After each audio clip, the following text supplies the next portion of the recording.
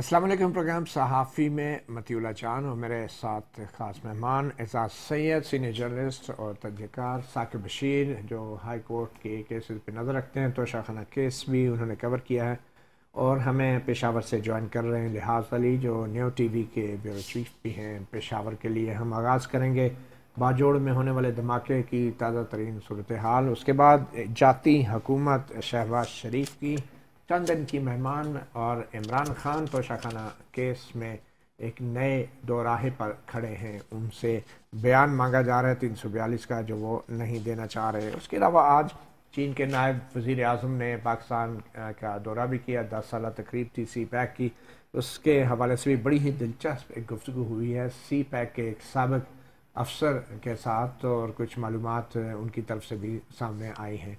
तो हम बात करते हैं बाजोड़ के हवाले से। लिहाज अली साहब, क्या ताज़ा तरीन सूरत हाल है और किसने ज़िम्मेदारी कबूल की है और मामला किस तरफ जा रहे हैं? मतीउल्लाह साहब, बहुत बहुत शुक्रिया। अभी मैं थोड़ी देर पहले बाजावर से आया हूँ। तो बाजावर में जो गुज़िश्ता रोज़ जमीयत उलमा इस्लाम फजलुर रहमान के वर्कर कन्वेंशन में खुदकुश हमला हुआ था, उसमें अब तक ऑफिशियल डेड टॉल है वो इस वक्त 54 है और तकरीबन 103 अफराद ज़ख्मी है, जिनमें से इस वक्त 6 की हालत तशवीशनाक बताई जाती है। मजमूई तौर पर बताया जा रहा है, जो CTD की रिपोर्ट है इस वक्त, इनिशियल रिपोर्ट जो है, उसमें बताया गया है कि तकरीबन 12 से 14 किलोग्राम जो बारूद इस्तेमाल हुए, वो TNT यानी बारूद की आला क्वालिटी हुए, वो इसमें इस्तेमाल की गई। बाल बैरन और ये इस्तेमाल किए गए हैं। खुदकुश हमलावर के मुताबिक इनिशियली ये बताया जा रहा है कि उसकी उम्र तकरीबन 28 से 30 साल तक थी और वो उस इज्तिमा में स्टेज के करीब आकर उन्होंने अपने आप को उड़ा दिया है। दो अमूमी तौर पर पाकिस्तान में ऑर्गेनाइजेशन होती है, जो बैन ऑर्गेनाइजेशन है, वो इस तरह की वाक़यात की जिम्मेदारी लेते हैं। एक होती है TTP और दूसरी जानिब होती है इसके अलावा दाइश। इसके अलावा जो TJP और दीगर ऑर्गेनाइजेशन है, वो भी किसी न किसी तरीके से सामने आ जाती है। लेकिन इस वक्त जो बड़ी जिम्मेदारी अमूमी तौर पर दी है, वो TTP ने ली है। लेकिन TTP ने इस वाक़े से बरात का इजहार करते हुए इसकी मजम्मत की है। अभी जो काउंटर टेररिज्म डिपार्टमेंट के एक आला अफसर से मेरी बात हो रही थी, तो उसने सिर्फ यही बता दिया कि हम दाइश की खतूत पर इस वक्त कर रहे हैं और गुज़िश्ता तकरीबन 1.5 साल के दौरान दाइश ने जमीयत उलमा इस्लाम के बाजोड़ में 14 रहनुमाओं को कत्ल किया है या इसके अलावा टारगेट किलिंग में मार दिया है। जी मतीउल्लाह साहब। ठीक है। अच्छा लिहाज साहब, कुछ अर्सा पहले, बल्कि ये एक दिन पहले की ही बात है कि अक़वाम मुत्तहिदा से भी एक रिपोर्ट वहाँ पे पेश की गई और कहा गया कि ये दाइश और तालिबान के दरमियान, जो तहरीक तालिबान पाकिस्तान है, कालादम तंजीम, उनके दरमियान राब्ते बढ़ते जा रहे हैं और अक़वाम मुत्तहिदा की सतह पर इस बात को तस्लीम किया गया है। तो वह इसके अगले रोज़ ही ये वाक़या भी हो रहा है। तो आप समझते हैं कि इस वाक़े के पीछे भी दाइश का कोई हाथ हो सकता है? कोई ऐसी खबरें हैं? सर, अभी तक दाइश ने तो इस्लामी सानी की खुलकर जिम्मेदारी कबूल नहीं की है। लेकिन मैंने इस तरह बता दिया कि काउंटर टेररिज्म डिपार्टमेंट, उनका कहना है कि हम उन खतूत पर राब्ता और उन खतूत पर हमने काम करना शुरू कर दिया है। लेकिन दाइश ने इस मुताबिक अभी कुछ नहीं कहा है। अक़वाम मुत्तहिदा की रिपोर्ट है, इससे पहले भी एक रिपोर्ट आई थी तकरीबन 2017-18 में, फिर 2020 में, और अभी एक और रिपोर्ट जिसका आप जिक्र कर रहे हैं। अब बाजोड़ के मुतालिक मतीउल्लाह जान साहब, मैं ये बता दूं कि यहाँ पर दाइश की कार्रवाइयाँ बढ़ती जा रही है और खुसूसन चूंकि इसके करीब नूरिस्तान और कुनड़ का इलाका है, जो अफगानिस्तान में जहाँ पर दाइश की मौजूदगी पाई जाती है। इसी वजह से माजी में भी, जिस तरह मैंने जिक्र किया, 1.5 साल के दौरान तकरीबन JUI की 14 रहनुमा जो हैं, उनमें से 20 की जिम्मेदारी दाइश ने कबूल भी की है। तो ये उसकी पूरी खतूत पे काम हो रहा है। इस वक्त इस रीजन में दाइश की प्रेजेंस के हवाले से या उनकी एक्टिविटीज़ के हवाले से कुछ सॉलिड एविडेंस सामने आया है? मतीउल्लाह जान साहब, इस तरह है कि खैबर पख्तूनख्वा बिलखुसूस कबाइली अज़ला जो हैं, इनमें बाजोड़ और मुमंद में और इसके अलावा पेशावर में भी किसी हद तक जो काउंटर टेररिज्म डिपार्टमेंट है, उनकी रिपोर्ट्स के मुताबिक और अमली तौर पर उन्होंने जो जिम्मेदारियाँ कबूल की, उसके तहत दाइश ने अपने वजूद को दिखाया है। इससे पहले जो सबसे बड़ा वाक़या जिसकी दाइश ने जिम्मेदारी कबूल की थी, वो तकरीबन 1.5-2 साल कबल अहले तशी की मस्जिद को निशाना बनाया गया था, जिसमें 67 जो थे वो नमाजी शहीद हुए थे उस मस्जिद को निशाना बनाने में। تو اس وقت ہے، اور ہماری پولیس خصوصاً جو آئی جی سے کچھ دن پہلے میری بات ہو رہی تھی تو اس نے باقاعدہ طور پر کہا تھا کہ یہاں پر ان کے سائلنٹ پیکٹس ہیں اور وہ کارروائیاں کر رہی ہیں. ٹھیک ہے، بہت شکریہ لحاظ صحافی پروگرام کو وقت دینے کا. احساس سید، کیا صورتحال بن رہی ہے؟ آپ کو کیا لگ رہا ہے کہ طالبان واقعی تحریک طالبان جو کالعدن تنظیم ہے وہ اتنی اسٹرانگ ہوتی جا رہی ہے، اور اس کے اثرات پاکستان کے اس انتخابی ماحول پہ کیا پڑیں گے جو ہم آنے والے دنوں میں دیکھنے جا رہے ہیں؟ مطیلہ، اس میں تو کوئی شک نہیں کہ کالعدم ٹی ٹی پی ایک اسٹرانگ جماعت ہے، اور اس اسٹرانگ جماعت نے یہ آج ہی اپنی جو فٹ پرنٹ ہیں وہ نہیں دکھائے ہوئے. مطلب افغانستان کے حوالے سے میں بات کر رہا ہوں، اور پاکستان بار بار جو افغانستان کے ساتھ انگیجمنٹ کر رہا ہے اس میں سیکیورٹی کے حوالے سے پاکستان کا جو مین کنسرن نمبر 1 وہ پہلے نمبر پہ ٹی ٹی پی ہے. القاعدہ یا داعش جو ہے یا باقی جو تنظیمیں ہیں، آئی ایم یو ہو گئی یا دیگر تنظیمیں ہوگی، ان کا نمبر بہت بعد میں آتا ہے. ٹی ٹی پی اس لیے سب سے زیادہ مؤثر اور خوفناک تنظیم پاکستان کے لیے بن چکی ہوئی ہے کہ ان کا جو ٹارگٹ ہے وہ پاکستان ہے، اور ان کا یہ ایک اسٹیٹڈ پالیسی ہے. اور پاکستان کے حوالے سے ان کی جو اسٹیٹڈ پالیسی ہے وہ پاکستان کے سیکیورٹی اداروں کے ساتھ ساتھ پاکستان کی جو پولیٹیکل ایلیٹ ہے یا مین سٹریم پولیٹیکل پارٹیز ہیں ان کو بھی اٹیک کرتی رہی. اچھا، یہ جنوری 2023 میں ایک پریس ریلیز جاری کی گئی، مبینہ پریس ریلیز، جس میں کہا گیا کہ پیپلز پارٹی اور مسلم لیگ نون کو جو ہے ان کو یہ پیغام دیا گیا کہ آپ لوگ جو ہیں اپنے ارادوں سے پیچھے ہٹ جائیں، اور باقاعدہ براہ راست دھمکی دی ہے ان 2 بڑی سیاسی جماعتوں کو. تو اس کا فائدہ کس کو ہوگا، اور انتخابات کیسے ہوں گے، کیمپین کیسے چلے گی؟ آپ کو کیا لگ رہا ہے؟ ایک جمعیت علماء اسلام کا پورا کادر جو ہے، ورکرز جس میں عہدیدار تھے، ان کا بظاہر اس علاقے میں صفایا ہو گیا ہے، تو اس کے بعد پھر مطیلہ آپ کو یاد ہو جب الیکشن کمشنر پاکستان میں پچھلے دنوں ہیرنگ ہو رہی تھی تو وہاں پر پولیس بھی وہاں پر گئی تھی اور خفیہ اداروں کے نمائندے بھی گئے تھے، اور انہوں نے جو الیکشن ڈیلے کرنے کی وجوہات بتائی تھی ان میں سے ایک وجہ یہ بھی بتائی تھی کہ جی سیکیورٹی کی صورتحال جو ہے وہ مخدوش ہے. لیکن میں ذاتی طور پہ سمجھتا ہوں کہ سیکیورٹی کی صورتحال مخدوش ضرور ہے، لیکن یہ جو سیکیورٹی کی صورتحال آج مخدوش ہے یہ 2008 سے زیادہ مخدوش نہیں تھی. آپ کو یاد ہو کہ 2007 دسمبر میں 27 دسمبر کو 2007 کو بینظیر بھٹو صاحبہ کو شہید کر دیا گیا تھا. عوامی نیشنل پارٹی کا پورا ایک کیڈر اس کو نشانہ بنایا گیا تھا. 2013 میں بھی عوامی نیشنل پارٹی کو خیبر پختونخوا میں نشانہ بنایا گیا، اور پولیٹیکل جو ان کی جو گیدرنگز ہیں وہ نشانہ بنتی آئی ہیں. یہ جو واقعہ ہوا ہے باجوڑ کا، یہ طبل جنگ ہے خیبر پختونخوا کی حد تک.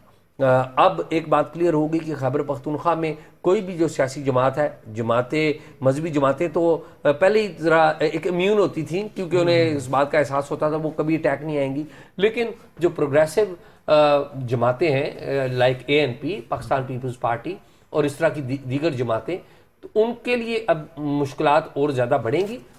لیکن اگر خدا نخواستہ یہ پرابلم اگر پنجاب میں آئی اور سندھ میں آئی تو یہ ایک بڑے لیول پہ تباہی لا سکتی ہے. اچھا، یہ تو بہت ہی ایک عجیب صورتحال پیدا ہوگی، کیونکہ بظاہر تو جو بھی یہ کر رہا ہے دہشت گرد، ان کا مقصد یہی ہے کہ عدم استحکام کا شکار کیا جائے، اور اگر الیکشن مزید آگے جاتے ہیں تو پھر یقینی طور پہ عدم استحکام تو پیدا ہوگا سیاسی طور پہ. تو نگران حکومت کی طرف بھی اب آتے ہیں کہ چند دن رہ گئے ہیں شہباز شریف حکومت کے. اعجاز سید صاحب، کیا لگ رہا ہے آپ کو؟ آپ کو نہیں لگ رہا کہ بظاہر شہباز شریف حکومت مکمل طور پہ ناکام ہو گئی ہے ایک معاملے پر، اور وہ معاملہ ہے جو ان کی شاید دیرینہ خواہش بھی تھی کہ عمران خان کو جیل کی سلاخوں کے پیچھے پہنچانا؟ مطیلہ بالکل یہ بات ٹھیک ہے، آپ کی ان کی بڑی دیرینہ خواہش تھی، اور آپ کو پتہ ہے کہ اس حوالے سے عدلیہ نے ایک بڑا وائٹل رول پلے کیا ہے ٹو سپورٹ عمران خان صاحب، اور ان کو بڑی ریلیف ملتی رہی ہے. مجھے لگتا یہ ہے کہ رواں ہفتے جو شہباز شریف حکومت ہے وہ ایک آخری اٹیمپٹ ضرور کرے گی. آپ کو پتہ ہی ہے کہ مختلف کیسز ہیں جس میں عمران خان صاحب تو شاخانہ کیس تو بالکل باٹل نیک پہ پہنچا ہوا ہے، وہ ختم ہونے والا ہے. شاید یہ بھی ممکن ہے کہ اگر کسی عدالت نے کوئی ریلیف نہ دے دیا، کوئی انٹرم آرڈر نہ دے دیا، کوئی حکم امتناعی نہ دے دیا، تو شاید اسی ہفتے آپ دیکھیں کہ توشاخانہ کیس میں فیصلہ آ جائے گا. تو یہ تو ایک ڈیفرنٹ صورتحال ہوگی، اور اگر یہ فیصلہ نہیں بھی آتا اور انہیں عدالتی ریلیف ملتی ہے. تو میرے خیال میں گورنمنٹ ایک آدھ اٹیمپٹ شاید کسی اور ذریعے سے ضرور کرے گی کہ عمران خان صاحب کو گرفتار کیا جائے. لیکن عمران خان سے متعلق جو سب سے اہم کیس ہے جس پہ سب کی نظریں لگی ہیں وہ توشہ خانہ کیس ہے. ثاقب بشیر صاحب بڑی تندہی سے اس کیس کو فالو بھی کرتے رہے ہیں. آج بھی کافی کوئی ہنگامہ خیز سماعت رہی ہے. ایڈوکیٹ خواجہ حارث بھی کمرہ عدالت میں تھے. عمران خان بنفس نفیس خود موجود تھے وہاں پہ اور ان کا 342 کا بطور ملزم ایک بیان بھی ہونا تھا, نہیں ہو سکا. یہ کیا سارا معاملہ ہے اور کیا لگ رہا ہے معاملہ کب تک چلا گیا؟ کل صبح 9 بجے بلایا ہے جو عمران خان ہیں ان کو عدالت نے کہ آپ 342 کی سٹیٹمنٹ دیں. آج آخری مہلت دی ہے انہوں نے اور حتمی مہلت دی گئی ہے. اگرچہ آج کی جو پروسیڈنگ تھی اس میں خواجہ حارث پہلے کوشش کرتے رہے کہ ارجن ہو جائے, ارجنمنٹ مل جائے, کہ وہ ان کا موقف یہ تھا کہ جب تک ہائی کورٹ فیصلہ نہیں کرتی تب تک ارجن کر دیں. جب نہ ہوا تو عمران خان صاحب جو ہے وہ کمرہ عدالت میں تھے تو وہ روسٹرم پہ آ گئے. ان کا کافی دلچسپ مکالمہ بھی ہوا جائی صاحب سے. تو جائی صاحب نے یہ کہا کہ آپ نے جو ویلتھ سٹیٹمنٹ اور جو گوشوارے جو ڈیٹیلز آپ نے الیکشن کمیشن کے ساتھ شیئر کی ہیں یہ ان کی بنیاد پر ایک کیس بنایا گیا ہے. تو وہ جو سوالات ہیں وہ اس کی بنیاد پر ہی بنے ہیں. تو یہ ساری چیزیں تو آپ کے پاس آلریڈی موجود ہیں. تو آپ کو ڈر کیا ہے؟ مطلب یہ الفاظ سے کیوں نہیں آپ بیان بتا رہے عمران خان؟ کوئی وجہ نہیں بتائی. بظاہر عمران خان توشہ خانہ کیس میں ابھی تک جو ہے وہ ٹیکنیکلٹیز کے پیچھے چھپ رہے ہیں. میرٹ پر تقریباً پچھلے 7 یا 8 ماہ ہو گئے ہیں, میرٹ پر ابھی تک کیس کو ڈسکس نہیں کیا گیا. اور آج عدالت نے اپنا جو آرڈر تھا اس میں عمران خان کے کنڈکٹ پر تو لکھا ہی, لیکن خواجہ حارث کے کنڈکٹ پر بھی انہوں نے اپنے ریٹن آرڈر میں لکھ دیا. یہ بڑی غیر معمولی صورتحال ہے. مجھے آپ کو روکنا پڑے گا, چھوٹی سی بریک لیتے ہیں. بریک کے بعد ہم بات کر رہے ہیں توشہ خانہ کیس کے حوالے سے. عمران خان آج خود پیش بھی ہوئے ٹرائل کورٹ کے اندر. پھر اس کے بعد تحریک انصاف ایک اور معاملہ سپریم کورٹ میں لے آئی ہے. آج ہی کے دن درخواست دائر ہوئی, اس پہ نمبر بھی لگ گیا اور توقع کی جا رہی تھی کہ شاید بینچ بھی بن جائے گا, مگر ابھی تک بینچ کی اطلاعات تو نہیں ہے. اگر لیٹ نائٹ کو ہوئی تو اس کا معلوم نہیں. کل دیکھنا ہے کہ کیا سپریم کورٹ اب تحریک انصاف کے چیئرمین کی طرف سے ایک اور درخواست پہ ایک اور ہنگامہ خیز اور ہنگامی سماعت کرے گی یا نہیں. ایک چھوٹی سی بریک کے بعد.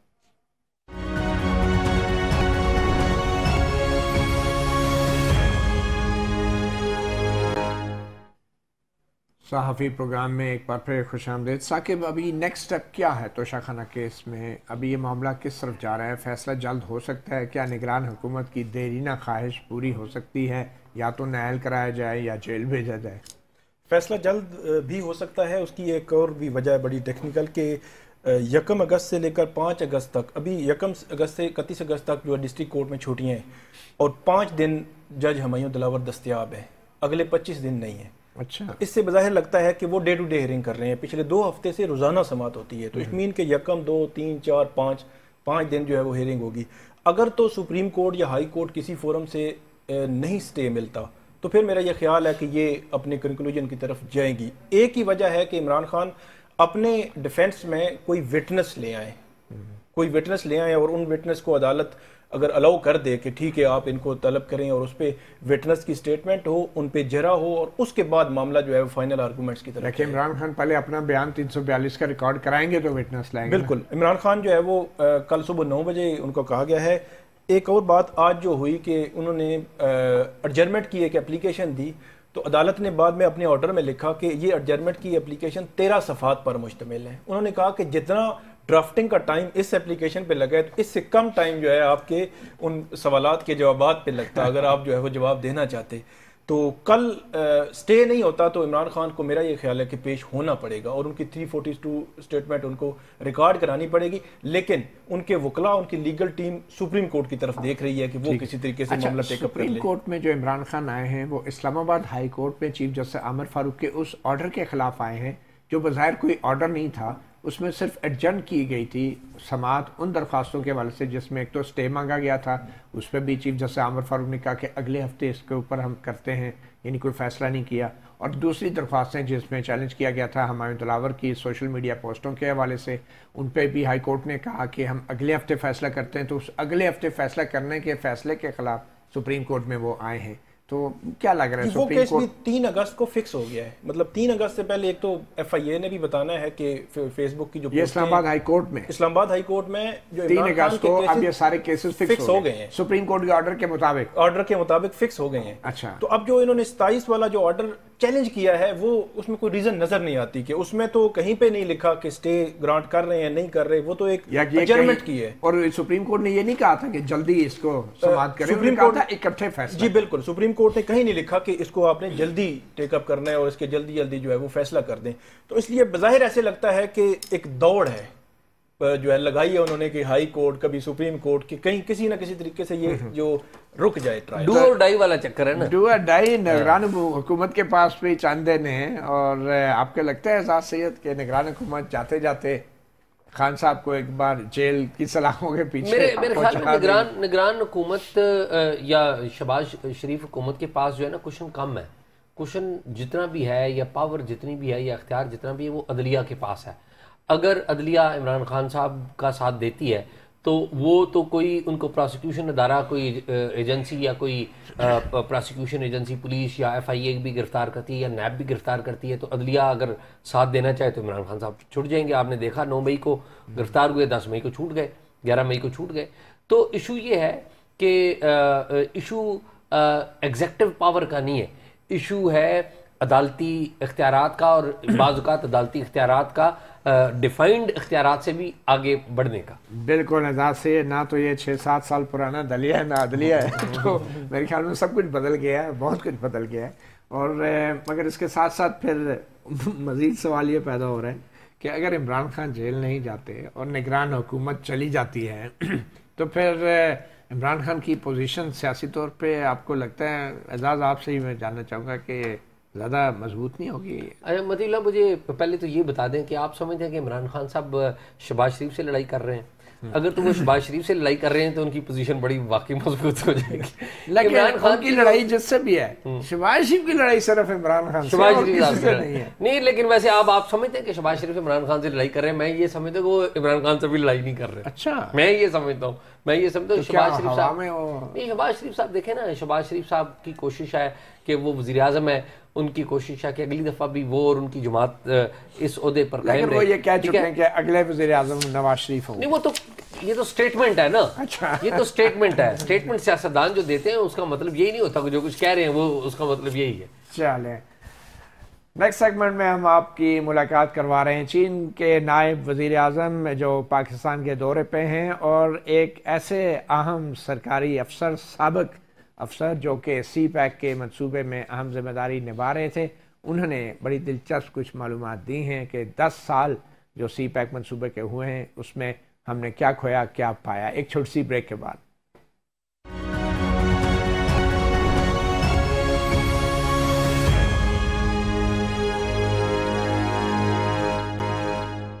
Welcome back. صحافی پروگرام میں آپ بات کریں گے ہم سی پیک پروجیکٹ کی, جو پاکستان کی تاریخ میں سب سے بڑا بیرونی سرمایہ کاری کا ایک پروجیکٹ جو بڑے پڑوسی ملک چین کی طرف سے شروع کیا گیا پاکستان کے ساتھ. اور اب چین کے نائب وزیر اعظم لی فینگ بھی اس وقت پاکستان کے دورے پر ہیں, اور 10 سال ہو چکے ہیں اس سی پیک پروجیکٹ کو, اور 10 سالہ تقریب کے حوالے سے چین کے نائب وزیر اعظم یہاں موجود ہیں. ہمیں جوائن کیا ہے ڈاکٹر حسان داؤد بٹ نے, جو کہ پاکستان کے کونسلر بھی رہے ہیں چین میں, مگر خاص طور پہ 2016 سے 2019 تک سی پیک میں پروجیکٹ ڈائریکٹر تھے, اور اس وقت 2019 سے جو ہے آنورڈ انہوں نے Khyber Pakhtunkhwa board of investment special economic zone authority کو انہوں نے جوائن کیا, اور اس وقت بحریہ یونیورسٹی میں پڑھا رہے ہیں. تو پروفیسر ڈاکٹر حسان داؤد بٹ صاحب بہت شکریہ صحافی پروگرام کو وقت دینے کا. چین کے نائب وزیر اعظم 10 سالہ تقریبات میں شرکت کے لیے پاکستان میں موجود ہیں, مگر سی پیک پروجیکٹ جو 2013 میں شروع ہوا اور 2023 ہو چکا ہے, ان 10 سال کے جو اہداف رکھے گئے تھے کیا وہ ہم نے حاصل کر لیے ہیں؟ کیا ہمارے پاس سیلیبریٹ کرنے کے لیے ان 10 سال کے لیے کچھ ہے یا نہیں؟ جی بہت شکریہ مطیع اللہ صاحب. آئی تھنک کہ دیر از لاٹ ٹو سیلیبریٹ. سب سے پہلے میں یہ بتاتا چلوں کہ جب 2013 میں جب یہ میری ٹائم ایسپیکٹ سے گوادت سے جب یہ سی پیک کی طرف ٹرانسفارم ہوا اور جب 2015 کے اندر پریزیڈنٹ شی جن پنگ کا دورہ ہوا پاکستان کا، تو اس کے اندر جو ایم او یوز اور جو ٹارگٹ سیٹ کیے گئے تھے وہ 3 تھے، اور ان اہداف کے اندر پہلا یہ تھا کہ آپ نے اپنی باٹل نیکس جو کہ انرجی، انفراسٹرکچر، کنیکٹیویٹی اور آپٹیکل کنیکٹیویٹی کے ایشوز تھے، اس کو کنیکٹ کرنا تھا تاکہ آپ ایکٹیس جو کامرس اور ٹریڈ آپ اسٹریٹجی بنانا چاہتے ہیں، جو آپ کنیکٹیویٹی چاہتے ہیں کراس بارڈر، اس کو اچیو کیا جا سکے۔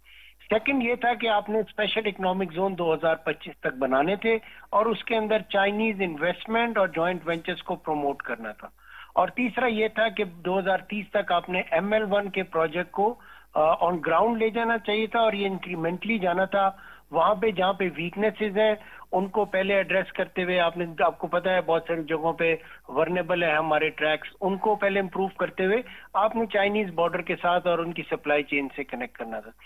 تو ان 3 اہداف کے ساتھ جو سب سے پہلے جن پروجیکٹس پہ کام کیا گیا ان کے اندر انفراسٹرکچر کے پروجیکٹس تھے، آپ نے ملتان سکر کے پروجیکٹ پہ کام کیا، آپ نے ہکلا ڈی آئی خان کے PSDP سے کیا، آپ نے گوادر کی کنیکٹیویٹی کی کوئٹہ کے ساتھ، اور اس کے بعد پھر آپ نے انرجی کے پروجیکٹ جو اس وقت تک 6000 میگا واٹ کے ہو چکے ہیں، ٹوٹل آپ نے 11000 کے پروجیکٹس جو ہیں وہ آن لائن ہیں، ان پہ کام کرنا تھا۔ تو اب تک ہمارے پاس 585 کلومیٹر کی روڈز، تقریباً 800 کلومیٹر کی ٹرانسمیشن لائن، 6000 میگا واٹ کی جو انرجی ہے، اور اس کے علاوہ آپٹیکل فائبر خنجراب سے پنڈی تک آ چکی تو ہے، اور کتنے نیکسٹ فیز میں پرسنٹ اس ہم میں نے کراچی یہ جو پہلی باٹل نیک کا ٹارگٹ تھا انرجی، انفراسٹرکچر، کنیکٹیویٹی، کتنے پرسنٹ ہم نے یہ ٹارگٹ 10 سال کے جو ٹارگٹ تھے اچیو کیے ان 10 سال میں؟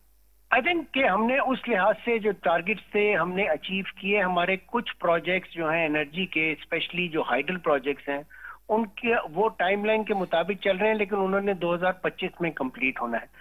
انفراسٹرکچر کے ہمارے پروجیکٹس بالکل اپنے ٹائم لائن کے مطابق اور اپنے بجٹ کے مطابق ہوئے ہیں۔ جو پروجیکٹ جو ہمارے تھوڑے سے ڈیلے ہوئے ہیں، اور تھوڑے سے میں اس لیے کہہ رہا ہوں کہ اس میں 2 سال کووڈ کا بھی اگر آپ شامل کر لیں، تو ہمارے اسپیشل اکنامک زون اس طرح نہیں ڈیولپ ہو سکے جو کہ ہم چاہتے تھے، اور جو کہ ایک مین ڈیویڈنڈ تھا۔ کیا وجہ اور کیا دوسرا میں اس کی طرف آتا ہوں، ایک اور پروجیکٹ جس کا آپ کی توجہ چاہوں گا وہ ہے ML1 کا پروجیکٹ، اور وہ بھی ہمیں آج سے کم از کم 2 سال یا 3 سال پہلے کر لینا چاہیے، شروع کر لینا چاہیے تھا، تاکہ 2030 تک وہ بالکل اپنے ریل سٹرکچر میں آ جاتا۔ اور جب آپ نے SCD کی بات پوچھی اور وجہ پوچھی، تو اس کی 2 وجوہات ہیں بیسک۔ ایک تو یہ کہ پہلی وجہ یہ تھی کہ آپ کے کووڈ آیا 2 سال تو وہ ڈیلے آپ نکال دیں۔ اس کے علاوہ ہم اپنی جو ایز آف ڈوئنگ بزنس اور اس کے اراؤنڈ جو ہم کلیمز کرتے ہیں، جو ہم کہتے ہیں کہ ہمارے پاس انویسٹر، وہ جب سی پیک میں چائنیز انویسٹر آئے اور انہوں نے آ کے، کیونکہ وہ تو لاؤس میں بھی جا رہے تھے، کمبوڈیا، ویتنام بھی جا رہے تھے، انہوں نے جب پاکستان میں آیا تو آپ کی جو 1 ونڈو ہے اور ایز آف ڈوئنگ بزنس ہے وہ ٹرولی ایکسپوز ہو گئے۔ آپ کے NOC رجیم، آپ کی اوور آل انڈسٹریل پالیسی، وہ سب ہو گئی۔ آپ کو یقیناً یہ بات کا پتا ہوگا کہ پاکستان کی تو ابھی انڈسٹریل پالیسی بھی نہیں ہے، اور یہ HCGs جو ہیں وہ ایک انسٹرومنٹ ہے اس لیول کو اچیو کرنے کا جہاں پر آپ انڈسٹریلائزیشن یا ایکسپورٹ لیڈ اکانومی کی طرف جا سکتے۔ کتنی SCGs 10 سال میں بننی چاہیے تھی اور کتنی بن سکی؟ سر میرے مطابق 10 سال میں کم از کم آپ کی 4 SCGs بننی چاہیے تھی، جس میں ایک اسلام آباد کی SCG تھی، ایک راشا کئی تھی، ایک دھابے جی تھی، اور ایک فیصل آباد جو نہیں ہوئی۔ اب جی جو میں آپ کو بتا دوں جو بننی چاہیے تھی، راشا کئی الحمدللہ اپنا فیز 1 کر چکا ہے، کیونکہ راشا کئی کی ڈیولپمنٹ چائنیز کر رہے ہیں۔ دھابے جی اور فیصل آباد یہ اپنے ٹائم سے 3 سال پیچھے ہیں، اور اسلام آباد میں ابھی بہت پیچھے ہیں، اور میرا خیال ہے کہ وہاں پر ایز اے ماڈل SCG ہمیں ضرورت بھی ہے۔ ہم ایک IT پارک بہت شاندار چائنیز سپورٹ سے بنا سکتے تھے، اور اس میں ہم پیچھے رہ گئے۔ کتنا پیچھے؟ اب یہ 10 سال کے اندر تو یہ چیزیں ہو جانی چاہیے تھی آپ کے خیال میں؟ ہو جانی چاہیے تھی، کم از کم 3 سے 4 سال ہم یہ دو SCGs کے کیس میں پیچھے رہ گئے۔ جیسے میں نے کہا 2025 کے اندر یہ مکمل ہو جانے چاہیے تھے، تو ابھی دھابے جی کی گراؤنڈ بریکنگ ریسنٹلی ہوئی ہے، فیصل آباد کی ابھی ہو رہی ہے، اور اسلام آباد جو ہے اس میں ابھی تک اسپیشل اکنامک زون کے لیے لینڈ بھی ایکوائر نہیں کی گئی۔ تو رشا کئی چونکہ چائنیز کر رہے تھے، اس کے اندر سینرجی تھی، ایک وگر تھا، تو وہ کسی اسٹیج تک پہنچ چکا، فیز 1 اس کا کمپلیٹ ہو گیا ہے۔ لیکن میرا خیال ہے کہ دھابے جی، فیصل آباد اور جو اسلام آباد ہے، میں نے ان SCGs کا تذکرہ نہیں کیا کیونکہ آپ نے پوچھا کہ وہ کون سے ہو جانے تھے، لیکن اگر مجھ سے ایز اے نیشنلسٹ پوچھا جائے تو میرا خیال ہے کہ GP کے اندر موکپنداز اور AJK کے اندر میرپور کا SCG بھی ایکولی امپورٹنٹ تھا. وہ چھوٹے SCGs تھے، وہ چائنا کے قریب تھے، ہمیں اس پہ بھی اتنا ہی فوکس کرنا چاہیے تھا جو نہیں ہو سکے ابھی تک. جی درست. اچھا یہ بتائیں کہ یہ کہا جاتا ہے کہ PTI کے دور حکومت میں یا 2018 سے لے کے 2022 تک اگر ہم کہیں خاص طور پہ CPEC پروجیکٹس کے اوپر کام بہت سلو ہو گیا. اس کی ایک وجہ تو کووڈ کا بھی بتایا جاتا ہے، مگر یہ جو آپ بتا رہے ہیں کہ ہم 2-3 سال پیچھے چلے گئے ہیں SCCs کے حوالے سے بھی، اس میں کووڈ واقعی جینوین ریزن تھا یا کووڈ کے باوجود بہت کچھ ہو سکتا ہے؟ اور کیا as a matter of policy یہ سلو ڈاؤن تھا CPEC کے پروجیکٹس میں PTI کے دور میں؟ دیکھیے کووڈ ڈیفینیٹلی ایک ریزن تھا، اور کووڈ ریزن تھا چائنیز کی موومنٹ کی ریسٹرکشن کا. تو جہاں پہ چائنیز ڈیولپمنٹ کر رہے تھے وہ تو ایک ریزن ہے، لیکن جہاں پر ہم نے ڈیولپ کرنا تھا اور ہماری جو کووڈ کے اراؤنڈ ریجیم تھی اس کے اندر ہماری سپیڈ کافی تیز ہو سکتی تھی، جس میں نے فیصل آباد اور ایون چھوٹے صوبے اور ایون دابچی کے اندر اور اسلام آباد کے اندر ہم اس کو ڈیولپ کر سکتے تھے. تو میں یہ تو نہیں کہہ سکتا کہ میٹر آف پالیسی تھا، بٹ یہ ضرور کہہ سکتا ہوں کہ میٹر آف سلیکنس ضرور تھا. ہمیں اس پہ بہت تیزی سے کام کرنا چاہیے تھا. ہمارے بہت ٹال کلیمز تھے، ہمیں اپنی ایز آف ڈوئنگ بزنس اور ون ونڈو کو بہت افیکٹو اور کمپیٹیٹو بنانا ہے. دیکھیں سر، یہ نہیں ہو سکتا کہ آپ کہتے رہیں کہ higher than mountain and deeper than ocean, اور آپ اپنے جو گورننس ماڈل ہے اس کو ڈیولپ نہ کریں اور ایکسپیکٹ کریں کہ اس وجہ سے چائنیز لاؤس اور ویتنام اور ایون ملیشیا اور انڈونیشیا کو چھوڑ کے پاکستان آئیں گے. تو یس آئیں گے تو ضرور، لیکن پھر ریٹین کرنا بڑا مشکل ہو جائے گا اگر آپ کا گورننس، آپ کی سیکیورٹی اور آپ کی جو over all as of doing business ہے اویلیبل نہیں. اچھا، موجودہ حکومت جو 1 سال سے تھی PDM کی، آپ کو کیا لگ رہا ہے اس حکومت میں کوئی خصوصی اقدامات کیے گئے کہ CPEC کو واپس ٹریک پہ لایا جائے؟ دیکھیں میرے خیال میں CPEC کے نیکسٹ فیز کے اندر جو چیز، اور CPEC کے ابھی جس چیز کی بہت شدت سے ضرورت ہے وہ یہ ہے کہ وہ پروجیکٹ جن پر آپ، جس کا آپ نے بھی تذکرہ کیا، جن پر آپ MOU یا ایگریمنٹ کر چکے ہیں ان کو فوراً مکمل کیا جائے. اور میرے نزدیک اگر آپ نے CPEC کے صحیح ڈیویڈنڈ اور صحیح ریزلٹس لینے ہیں تو سب سے پہلے گوادر کے تمام پروجیکٹس مکمل کیے جائیں. تو میں یہ ضرور کہوں گا کہ گوادر ایئرپورٹ اور گوادر جو فری زون ہے اس پہ کام پچھلے 1 سال میں کافی تیزی سے ہوا. ٹھیک ہے. اچھا ڈاکٹر صاحب، گوادر ایئرپورٹ یا گوادر پورٹ یا گوادر میں فری زون، اس کے علاوہ ڈیولپمنٹ کے لیے کوسٹل لائن کے اوپر پاکستان کے پاس بڑی ہی ایک یونیک جیوگرافک لوکیشن بھی ہے شپ یارڈ انڈسٹری کے لیے، جو شپ بریکنگ انڈسٹری بھی ہم کہتے ہیں. تو کیا وجہ ہے کہ اس سائٹ پہ کسی نے کوئی توجہ نہیں دی، اور ہمارے پاس صرف ایک کراچی کا ایک شپ یارڈ ہے اور وہ بھی بالکل اس طرح کی اس کی پوٹینشیل آؤٹ ایکسپلائٹ نہیں کیا جا رہا جس سے کہ ہونا چاہیے تھا؟ کیا اس کو CPEC کا حصہ نہیں بنایا جا سکتا تھا شپ یارڈ انڈسٹری کو؟ میرے خیال میں 2 چیزوں کو ہم سیپریٹ رکھتے ہیں مطیع اللہ صاحب، ایک شپ بریکنگ کو اور ایک شپ یارڈ کو. جی، شپ بریکنگ کو ہم رکھتے ہیں الگ گڈانی کے لحاظ سے، جس پہ میں آپ کو بتاؤں کہ بہت ہی لمحہ فکریہ ہے. بہت سارے انٹرنیشنل ایجنسیز کی طرف سے ریسٹرکشنز لگنے والی ہیں based on the environmental pollution اور ہیزرڈز کے لحاظ سے. سملرلی شپ یارڈ آپ کے ملک کے اندر اس وقت ایک ہے جو کہ آپ ایز اے میری ٹائم نیشن، کسی بھی میری ٹائم نیشن کے لیے ایک میرا خیال ہے شرمندگی کا وجہ ہے کہ آپ ایک سے آگے ڈیولپ نہیں کر سکے. تو ان دونوں چیزوں کو آپ CPEC کے اندر ڈیولپ کر سکتے ہیں. دیکھیں میری ٹائم 21st سینچری میری ٹائم سلک روٹ جو ہے وہ بیلٹ اینڈ روڈ انیشیٹو کا حصہ ہے. آپ نے اس کے لیے ایک کنڈیوسیو انوائرمنٹ لینا ہے. ایک اور ایریا سر میں ضرور یہاں پہ ہائی لائٹ کروں گا، میں شپ یارڈ کے حوالے سے تو کچھ جگہ پہلے الوکیٹ بھی ہوئی تھی مگر پھر بعد میں اس کو بالکل ہی تبدیل کر دیا گیا. کیا وجہ ہے؟ شپ یارڈ کتنا امپورٹنٹ ہے ہمارے لیے اس ایریا میں؟ دیکھیں شپ یارڈ بہت زیادہ امپورٹنٹ ہے اسپیشلی گوادر کی فیوچر ڈیولپمنٹ کے لیے. دیکھیں جو بھی آپ کی اسٹیٹ آف ہرمز سے ایگزٹ کرتا ہے شپ، اس کی ریپیئر اور سروسز کے لیے بہترین آئیڈیل جگہ ہے. میرا خیال ہے کہ اور اس کے لیے تو شاید 2 سال تک پلاننگ بھی ہوتی رہی اور اس کے لیے فنڈز بھی دیے گئے اور اس کے باوجود بھی کچھ نہیں ہو سکا. میں آپ کو وجہ بتاتا ہوں، یہ وجہ بھی بتاتا ہوں کیوں، اور ہمیں آپ کی سپورٹ بھی چاہیے ہوگی اس سلسلے میں آگے. دیکھیں MODP جو شپ یارڈ کو اون کرتی ہے، جو پیرنٹ منسٹری ہے، وہ منسٹری آف میری ٹائم افیئر اور بلوچستان گورنمنٹ، یہ 3 اسٹیک ہولڈر ہیں، فیڈرل گورنمنٹ کے 2 اور ایک میرا خیال ہے کہ ہم اس ڈیوائڈ میں پڑ گئے کہ گوادر سٹی کو پہلے ڈیولپ کرنا ہے کہ پورٹ کو پہلے ڈیولپ کرنا ہے، کیونکہ نیچرلی دونوں جو ہیں یہ بہت بڑی اماؤنٹ رکھتے ہیں، 1000 بلین روپیز سے زیادہ ایک ہے اور 1000 بلین روپیز کا کم از کم دوسرا ہے۔ اب آپ کے پاس دونوں کے ماسٹر پلان اویلیبل ہیں، کرنا یہ چاہیے تھا، اور جیسا کہ سجیسٹ بھی چائنیز نے کیا تھا کہ آپ انکریمنٹلی دونوں کو ساتھ ساتھ کریں، ریلوے لائن آپ بچھائیں گوادر کے ساتھ، اس کے لیے لینڈ ایکوائر بھی ہوا ہے، آپ وہ نہیں کر سکے، اور اسی طرح جو شپ یارڈ ہے اس کی جگہ الوکیٹ کی گئی۔ جب ماسٹر پلان بنا تو اس کے اندر یہ ڈیسائیڈ ہوا کہ آپ کو جو انڈسٹریز ہیں جو کہ ڈرٹی انڈسٹریز ہیں ان کو آپ کو ایسٹ ورڈ لے کے جانا پڑے گا، اور جو آپ کی جو گورنمنٹ ہے، ایجوکیشن ہے، وہ دوسری فیسلٹیز ہیں اس کو ویسٹ کی طرف رکھیں اگر آپ کا فیس گوادر ہے۔ وہاں پہ یہ ڈیبیٹ ہوتی رہی کہ آپ نے کتنا ایسٹ پہ لے کے جانا ہے، تو 2 لینڈ مارک کی گئی لیکن اس طرح لینڈ ایکوائر نہیں کی گئی، اور ابھی تک میرا خیال ہے ایکوائر نہیں کی جا سکتی۔ ٹھیک ہے، اور وہ ایسے شپ یارڈ کے لیے تو ایک خاص جگہ چاہیے ہوتی ہے، خاص ڈیپتھ چاہیے ہوتی ہے وہاں پہ کام کے لیے بھی میرے خیال میں، اور وہ تو مخصوص دیکھیں سب سے پہلے تو مطیع اللہ صاحب سب سے پہلے تو خاص نیت چاہیے ہوتی ہے۔ ٹھیک ہے، بالکل صحیح۔ چلیں اچھا کوئکلی یہ بتا دیں کہ اب آپ چین کے نائب وزیر اعظم آپ یہاں پہ آئیں تو آپ کیا ایکسپیکٹ کر رہے ہیں کہ چین اس میں کیا توقعات رکھتا ہے اس پروجیکٹ کے حوالے سے؟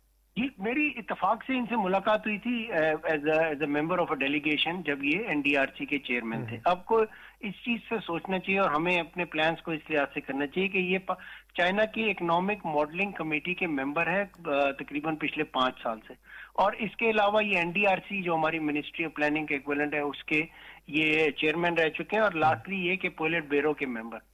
ان تینوں پورٹ فولیوز کے لحاظ سے آپ سمجھ لیں کہ چائنا کی جو اکنامک پلاننگ ہے اگلے 10 سال کی، جس میں belt and road initiative, global development initiative اور گلوبل سیکیورٹی انیشیٹو ہے آف دی گورنمنٹ، اس کا یہ ایک پلاننگ منسٹر آپ سمجھ لیں ہیں پورے۔ تو اس لحاظ سے جب ہم ان کے ساتھ ڈسکشن کریں تو ہم اپنے اگر پلاننگ پلانز ہیں ہمارے اگلے 5-10 سال کے، تو وہ ہم ان کے ساتھ ضرور ڈسکس کریں اور ان سے دیکھیں کہ وہ کہاں کنورج ہوتے ہیں چائنیز اکنامک ڈیسیژن میکنگ سے۔